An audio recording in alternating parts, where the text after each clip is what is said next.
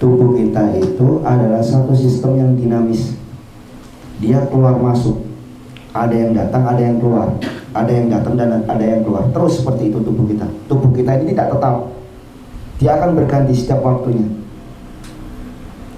Karena kita sendiri tidak menyadari, karena terlalu lambat, itu kita tidak menyadari, ataupun terlalu cepat kita pun tidak menyadari. Saderenge nglajengaken mirsani video sakjangkepipun, kula aturi kapurih nutul tombol subscribe supados boten ketinggalan video salajengipun. Kagem kemanfaatan video menika monggo dipun like, komen lan ugi share. Mugi panjenengan sedaya pinaringan seger waras, bejo donya bejo akhirat, rahayu rahayu rahayu sagung dumadi. Assalamualaikum warahmatullahi wabarakatuh. Salam sejahtera, Om Swastiastu, Rahayu, Namo Buddhaya. Sehat semuanya di Jakarta? Sehat ya? Karena saya asal Rois, biasa diceluk Cak Rois, biasa diceluk Cak Rois. Kebetulan saya juga lagi berguru dengan Mas Oli. Saya juga lagi berguru kepada Mas Wibi, karena sesungguhnya masing-masing kita ini saling berguru satu dengan yang lain. Yang ada keilmuan ketika kita saling bersama ini adalah, kalau bahasa kami itu universitas semesta, gitu. Semesta yang akan mengajari kita tentang apapun kebutuhan diri kita. Nah, terima kasih kembali lagi saya ke Jogja. Sejak 2004 saya agak lebih familiar di Jogja. Saya biasa ke Kadipiro, soto ke tempat gua, tempat Maya. Rumah Maya. Tapi santai orang di Jogja itu sesuatu yang luar biasa, yang mampu menerima apapun itu hanya Yogyakarta. Karena peradaban Nusantara ini sesungguhnya pemantiknya dititipkan di Yogyakarta. Tepuk tangan untuk Yogyakarta. Maka harapan besar Nusantara ini ada di Yogyakarta. Nah, iki lek ngomong ampun teng nggih kula campur-campur ya. Monggo. Iki lek ngomong koyo gede-gede ngono lak koyo wah piye ngono ya. Tetapi kesadaran yang panjenengan sudah berkumpul di sini, inilah yang akan menjadi sinar masing-masing pada setiap daerahnya. Keterhubungan itu akan menjadi luar biasa, dan Yogyakarta kami harapkan menjadi pemantik, menjadi cahaya yang mampu menyadarkan diri kita sendiri, keluarga, dan kemudian Nusantara. Mungkin nonton ini. Monggo. Ya, assalamualaikum warahmatullahi wabarakatuh. Puji syukur, alhamdulillah, berkat rahmat, cinta, dan kasih sayangnya kita bisa bertemu dan berkumpul secara sehat, secara lahir maupun batin. Sholawat serta salam untuk junjungan besar Nabi Muhammad SAW. Mudah-mudahan kita semua bisa diberikan kesempatan untuk menerima syafaat serta mencintainya, dan diberikan kemampuan untuk bisa mengenalnya lebih dekat. Sahabat semua, alhamdulillah saya berterima kasih sekali kepada teman-teman panitia yang sudah menyiapkan tempat yang cukup istimewa. Jadi tidak diragukan lagi, memang Jogja itu sangat istimewa.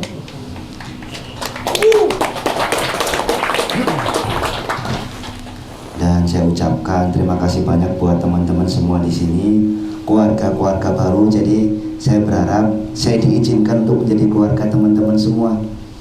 Jadi kita sudah tidak lagi berjarak. Saya berharap kita menjadi satu keluarga yang saling mengingatkan, saling bahu-membahu, saling membantu dengan dasar cinta kasih. Nah, tidak lebih tujuan kita berkumpul hanyalah untuk kita saling belajar. Karena pada dasarnya kalau kita bercerita tubuh, karena ini diawali dari tubuh ya. Tubuh kita itu adalah satu sistem yang dinamis.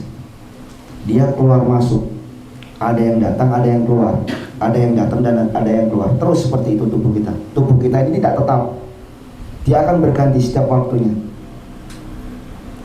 Karena kita sendiri tidak menyadari, karena terlalu lambat, itu kita tidak menyadari, ataupun terlalu cepat kita pun tidak menyadari.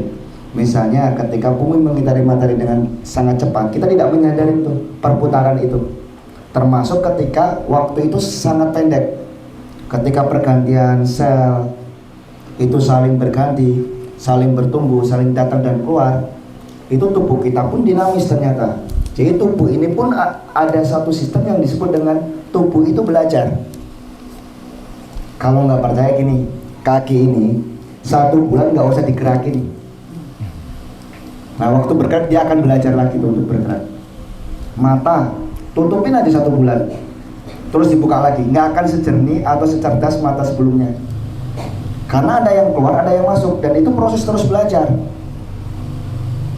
Jadi kalau misalnya kita bicara apa sih fungsinya silaturahmi itu, fungsinya kita berkumpul, tanpa kita sadarin kita ini terhubung. Jadi ada yang disebut dengan particle change, pertukaran partikel. Jadi ada partikel saya ini yang menyambung dan berpindah ke partikel jenengan, berpindah ke saya, termasuk partikel saya berpindah ke jenengan.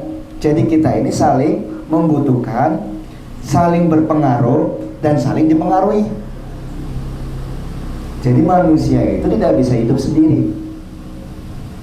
Nah kalau kita bicara tadi bahwa tubuh itu dinamis, kita korek lagi tuh, apakah kita waktu lahir itu langsung seperti ini? Kan tidak. Kita kan dari bayi kecil bertumbuh. Jadi tubuh ini adalah akumulasi dari nutrisi-nutrisi yang kita kumpulkan. Percaya apa tidak? Jadi kalau kita makan, minum, itu kan untuk tubuh, artinya bertumbuh. Coba kalau teman-teman nggak makan, nggak minum, pasti tubuhnya kan mengkerut. Artinya tubuh ini adalah akumulasi nutrisi yang kita kumpulkan.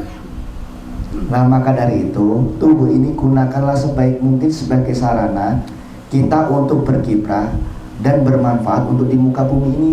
Jangan disia-siakan. Nah karena pada prinsipnya ujian sendiri itu diterima kita itu ketika kita turun di dunia polar. Diuji apa? Diuji rasa cinta kita kepada pencipta kita. Benar enggak kamu tetap mencintaiku? Karena kan sebelum kita turun kan udah ada perjanjian sebelumnya. Maka kalau di Jawa itu kan kita suruh kembali pulang sanggang parining dumadi. Jadi kalau misalnya itu adalah kata-kata mencari jalan pulang, berarti kita sebetulnya di sini masih outboard, masih bermain. Nah, maka sebetulnya dengan kita mengenali aset-aset dalam tubuh, akses-akses dalam tubuh itu tidak lebih untuk memahami sebetulnya kita ini siapa, kita ini untuk apa turun, dan dimanakah ketika kita setelah pulang. Ya, saya lanjut lagi ya. Kalau misalnya saya jelaskan tadi, mudah dipahami enggak? Atau masih bingung? Kalau bingung kan enak tuh, berarti ada proses belajar. Kan saya suka bikin orang bingung. Oke, kita ini ya lebih sederhanakan lagi, nanti minta ditolong ya Gus ya. Nah, jadi misalnya gini, kalau kita memahami apakah tubuh ini adalah diri kita, kalau kita misalnya mau mengenali siapa sih sesungguhnya kita, apakah tubuh fisik ini kita? Itu sama dengan gini, tubuh fisik ini aset, fasilitas. HP ini milik saya, oke? Apakah HP ini saya? Bingung enggak? HP ini milik saya, apakah saya ini HP? Kan bukan. Tubuh ini milik saya, apakah saya ini tubuh? Kan gitu. Artinya tubuh ini kan titipan, dipinjamin. Nah kalau di Jawa itu kan ada itu step-stepnya. Kalau kita kan namanya ada tubuh fisik, tubuh eterik, tubuh emosi, tubuh astral, tubuh mental, tubuh spirit, tubuh integrated spirit. Yang biasanya saya jelasin di ini grafik itu. Nah kalau di Jawa itu kan ada Anamaya Kosa. Anamaya Kosa itu tubuh fisik, tubuh ini. Baru ketika kita menyadari lebih dalam apakah benar tubuh kita ini adalah tubuh ini, dari Jawa itu naik lagi tuh, oh ada Pranamaya Kosa, tubuh biofil. Itu tidak lebih adalah dari tubuh eterik, tubuh emosi, tubuh astral, itu di wilayah Pranamaya Kosa. tubuh energi. Misalnya gini aja deh, ibu pernah nggak ketemu seseorang tiba-tiba langsung nyesek dadanya, kok mau angkat tahu ketemu orang ini gitu? Pernah? Atau ketemu orang tiba-tiba, duh sewenangnya lihat orang ini gitu, padahal nggak pernah ngobrol. Atau ibu ketemu suami ibu datang aja di sebelah kita ngerasa nyaman, pernah nggak? Atau kita ada gini lah, suami baru pulang jarak misalnya baru mau pulang ke rumah, tiba-tiba firasat kita kok tenang sekali, duh ya Allah saman pulang gitu. Pernah nggak ngerasain gitu? Atau nggak pernah? Wah ini. Kali ini bahaya ini berarti. Kan saya kira yang bisa ngerasain itu yang sudah menikah ya. Kan pernah ngerasain itu? Atau seorang anak bayi lah, dia kan waktu bayi kan nggak tahu mana ibunya mana ayahnya, tapi ketika dia di samping ibunya di samping ayah, dia akan merasa tenang. Sebetulnya apa itu yang berkomunikasi? Itu adalah pranamaya kosa, tubuh biofil. Oke, paham ya? Oke, yang ketiga adalah manamaya kosa, tubuh pikiran, tubuh mental. Misalnya gini, ketika saya olok-olok teman-teman, itu kan nggak saya sentuh tuh tubuhnya, sakit hati nggak? Nah itu yang merasakan siapa? Kan tubuh pikiran. Kurang ajar arek cilik ngelok-ngelok aku kan gitu. Urung rabi kan gitu kalau kesulitan. Nah itu kan berarti ada tubuh pikiran yang mempengaruhi kita. Oke, bingung nggak? Nah berarti kan tubuh kita ini terbagi menjadi beberapa unsur. Yang berikutnya adalah Kitsmanamaya kosa, itu tubuh spiritual. Ketika misalnya teman-teman berzikir atau beribadah, itu kan merasakan kedamaian tuh, merasakan ketenangan. Sebetulnya kenapa? Karena ada konektivitas dengan sumber dari segala sumber. Atau waktu ibadah gelisah, itu kan berarti masih di tubuh pikiran. Tapi ketika yang terkonek itu adalah tubuh spiritual, dia akan merasa damai, merasa tenang. Entah gimana pun itu ibadahnya, kan gitu. Nah, ini masih bingung enggak? Nah nanti Gus sini ya bantu analogi. Saya juga bingung jelasinnya. Terus berikutnya adalah, itu kan tubuh spiritual. Ada yang disebut tubuh cahaya, Anandamaya kosa kalau di Jawa. Jadi sebetulnya kita ini adalah makhluk cahaya. Nggak percaya?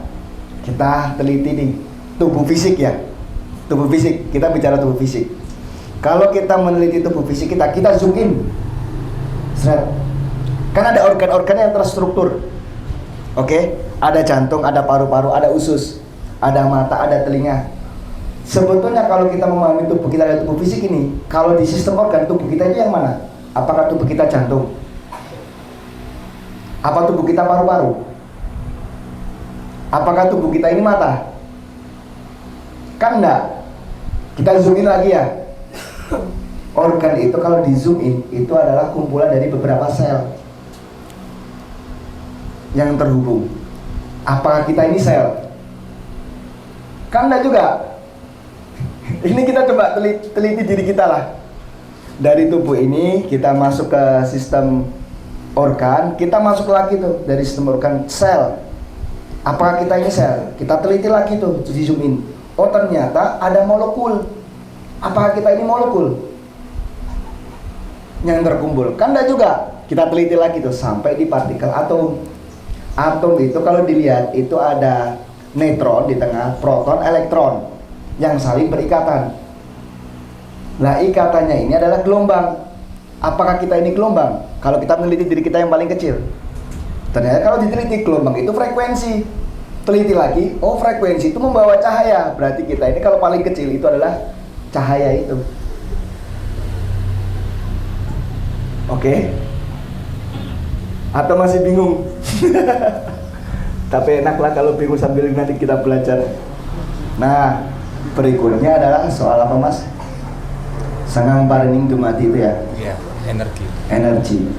Jadi sebetulnya ketika kita menaikin level-level kesadaran, itu kan dari level fisik yang tadi kita ceritakan, dari anamaya kosa menuju pranamaya kosa, menuju manamaya kosa, menuju kitsmanamaya kosa, menuju anandamaya kosa. Itu kalau di Jawa itu dibutuhkan level-level kesadaran untuk menaikin sampai ke anandamaya kosa. Yang itulah yang seseorang ketika sampai ke sana itu yang disebut dengan suwung wawung. Ya Gus ya. Nah, itu kan dibutuhkan satu tingkat kesadaran untuk menaikin level kesadaran yang lebih tinggi. Lah inilah dibutuhkan energi secara kualitas maupun kuantitas, secara besaran ataupun secara rasa.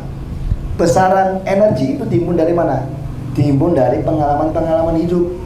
Ujian-ujian hidup itulah yang membuat kita semakin mengumpulkan energi semakin besar. Kualitas hidup, kualitas energi itu dipengaruhi apa? Dipengaruhi dari bagaimana cara kita memahami ujian hidup atau perilaku kita. Semakin perilaku kita mengarah ke hal-hal negatif, kualitasnya akan semakin turun. Maka seseorang akan menuruni itu dari kesadaran atas turun ke bawah. Makanya kalau kita masih di pemikiran kita atau mindset kita atau visi kita atau tujuan kita atau motif kita hidup itu hanya material, berarti jelas bahwa kita hanya berada di kesadaran fisik. Kan berarti kita nggak sampai tuh di alam yang kita tuju. Bukan berarti materi itu tidak penting. Materi itu sangat penting karena ini adalah wilayah kita untuk berkiprah. Maka jadikanlah materi ini menjadi rohani. Jadikanlah materi ini mengarahkan ke akhirat, kan gitu. Dengan apa? Dengan dimanfaatkan dengan sebaik mungkin. Kan gitu. Kalau ini materi hanya untuk materi, ya selesai. Nggak akan update.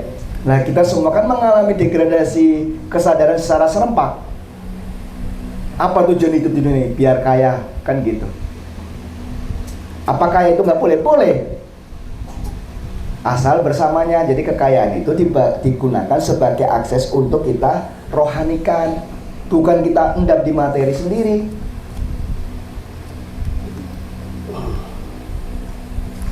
Kayak gitu. Apa bingung ya? Jadi kalau masih bingung biar dianalogikan sama Kibi sama Gus Roy sajalah dulu. Nanti malah pusing juga saya. Oke ya. Gus Roy dulu apa Kibi dulu? Monggo. Ya, monggo.